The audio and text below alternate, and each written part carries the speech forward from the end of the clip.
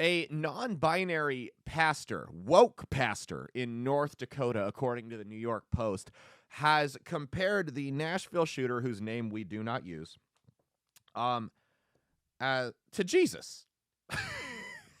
Like, what? Also, you correct me if I'm wrong. Maybe I'm out of touch. I haven't been to North Dakota in a long time. I cannot imagine there is a huge market for a woke, non-binary pastor in Fargo, North Dakota.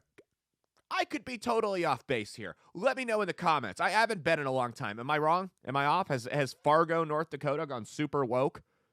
I have no idea. So this is New York Post. A liberal transgender pastor compared the treatment of the trans community to Jesus being betrayed and crucified less than a week after she who shall not be named murdered 6 people at a Christian school. Michael Luigi who was recently formally installed as the pastor at St. Mark's Lutheran Church in Fargo, North Dakota, delivered the Easter-themed sermon to the small congregation on April 2nd. After reading the biblical account of Jesus' crucifixion, Luigi immediately brought up the mass shooting in Nashville. Some folks have tried to focus on eradicating trans people as a solution. First, absolutely no one has tried to focus on that as a solution. That is disingenuous. That is a lie. You know that's not true, but the problem is your stupid congregation is going to eat it all up. Because they have been waiting for an opportunity such as this. They've been waiting for any reason to stoke their hatred. Again, this is the only mass shooting I have ever seen, seriously, ever seen in my entire life, where the mainstream media, corporate America, the federal government have all shown more sympathy for the shooter than the actual victims. There has been almost no sympathy for the victims since this shooting happened. It is, there was well, this is terrible.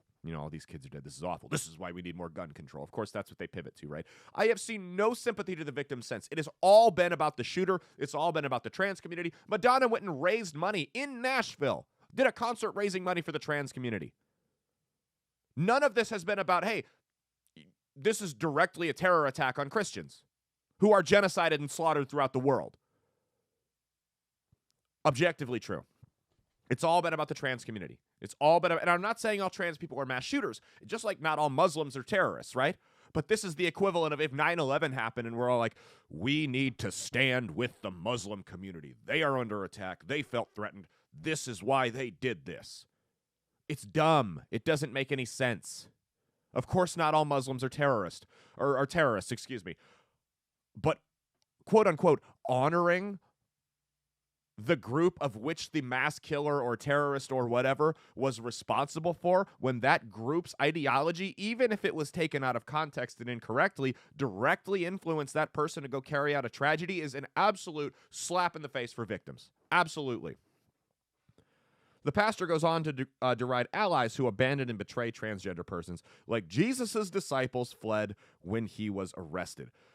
Marginalized folks, those of us with the least amount of privilege and power, they need those who have more privilege and power than they do to physically place their bodies between them and the people, powers, and institutions that are literally killing them. Who is killing you?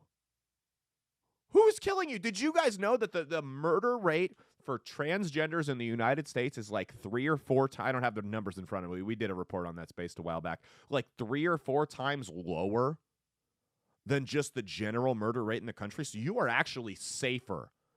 These are the numbers they provided, the LGBT groups provided. You are actually safer as a transgender in the United States than you are as just a normal guy,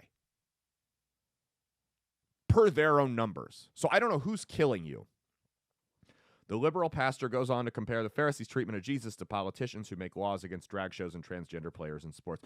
God forbid I don't want my daughter to get her ass kicked in basketball by a dude.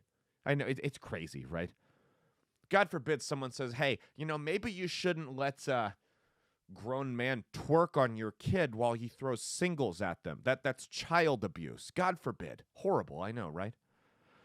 I'm going to get an iPad. This is annoying reading off my phone. Those leaders were looking for any excuse, valid or not, to crucify Jesus, and they found that the comparison of the trans community to Jesus is laughable. Like, the only thing that he, she, they, whatever this person is, needs to do next is just compare, Jesus being, coming back from the dead to a trans person being reborn in their new gender identity. Like that then we can complete the insanity cycle here and just call it good. Pastor also compared how transgenders were treated in the U.S. to the Holocaust and Japanese internment camps later on in the message. You know, I remember learning about the Holocaust in high school, and the most memorable part of the Holocaust to me was where Volkswagen and all the other major German companies came out and gave a bunch of Jewish people paid sponsorships for no reason other than the fact that they were Jewish. Oh, that didn't happen. That's right. Because you're not being genocided, you're not being oppressed, you are the most protected group in this country, and that's a fact. That is an absolute fact. That is the most protected group in this country. Something just fell off the desk. It's fine. Jesus did not die so violence could be perpetuated in God's name. Violence was just perpetuated against Christians. Against Christians, not by them. Against Christians. My concern with this shooting, and I hate to keep talking about this, but my concern with this shooting is the treatment and the response from the media has told a group of people that, again, not hating on anyone, it's just a fact, objectively suffers from mental illness at a higher rate than any other demographic in the country, that what happened was okay, that was them acting in self-defense. That was the trans community taking the fight back to the oppressors. Because I'm going to tell you, the rhetoric right now, what you are telling these people, that was all right. And I'm worried that's going to encourage copycats.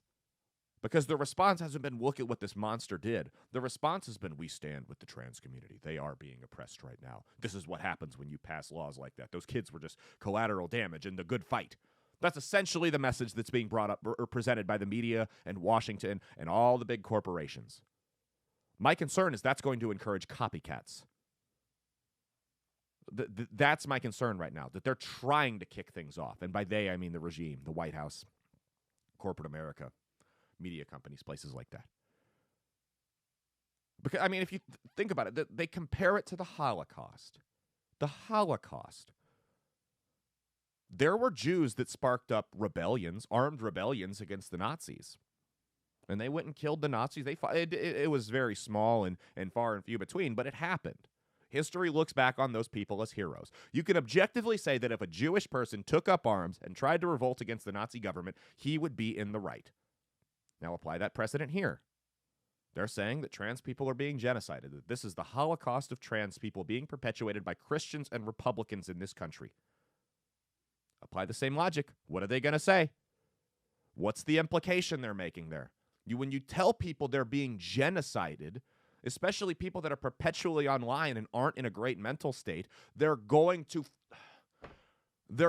act out irrationally. And then when one of them finally does snap and go attack the people who you say have been genociding them, and you make it seem like they were provoked into doing it and they're still the ones being oppressed and attacked, it's going to get worse. You're just encouraging more of the behavior. This is bad. This is irresponsible journalism. I know everyone will say, oh, Alex Jones was responsible for the harassment of the Sandy Hook families. And maybe he does have a little bit of responsibility in there. Because the argument they made was he knew his audience had some psychological issues in the crowd. Not everyone, but some of the people that listen to Alex Jones were a little nuts. And he needed to be more responsible with his rhetoric and not tell people to go personally investigate the Sandy Hook families and go off with the type of rhetoric he had. I don't necessarily agree with the ruling because I think it's still a free speech thing. But if that's the principle we're going to apply, if that's the precedent we set, we have to apply it to the left as well. You're telling a group of people that they're being genocided by conservative Christians. And then when one goes and shoots up a bunch of kids in a school, a Christian school, mind you, the shooter was the real victim here. Her parents just didn't accept her transgender identity. Maybe if Tennessee didn't pass those laws banning gender reassignment surgery for kids, this wouldn't have happened. You play stupid games, you win stupid prizes, not to quote Taylor Swift or anything. I'm hip to Tay-Tay, all right? Lay off. It's a dangerous game we're playing. And the response from the media, the response from Washington, the response from, I don't like to say the LGBTQ community because I know a lot of them don't fall under this umbrella. The response from everyone has been concerning. That's my issue here. Anyway, let me know what you think in the comments. Agree, disagree, type down below. Like, subscribe, share, turn the notifications on. Cheat on your taxes, not your spouse. Peace out and stay based. Looks like my spouse is calling me. I'll see you guys later. Hey, thanks for watching. Be sure to like, subscribe, turn the notifications on, and share around if you're feeling generous. It would really mean a lot to me if you guys did that. You can follow all my socials at Caleb Isn't Funny on Twitter and Instagram, Caleb Salvatore Comedy on TikTok, Caleb Salvatore on Rumble right below. They're also in the description. You can literally just click them and go to the website just through the link. There's no additional work required on your end. I promise you're not going to regret it. Follow me everywhere. You can also check out my show, That's Based with Caleb Salvatore. Episodes air every Saturday at 9 a.m. Central Standard Time. Video on Rumble, audio on Spotify, Spreaker, Apple Podcasts, and iHeartRadio. Outlawstreamers.com to learn more. That's the network we're on. They don't let us post full episodes to YouTube. You go check it out. You'll see why. That's Based with Caleb Salvatore every Saturday, 9 a.m. Central Standard Time, wherever we're not banned, which unfortunately YouTube is just one of those places. We do post clips of it here, 10 a.m. Central Standard Time on this YouTube channel. It plays by YouTube's rules. It gives you enough of a taste of what you're getting into. Go check those out, see if you like them, and give the show a full listen. The full listen it deserves. You can also go to my website, which hopefully it's up by the time this video airs because I've had so many problems with it, CalebSalvatoreComedy.com for booking, dates, and merch, and much more. Not really. It's really just those three things, but that's okay too. Click one of those two videos over here. Go see what else I got. Please, just like, subscribe, watch it, share it around. Cheat on your taxes, not your spouse. Peace out and stay based.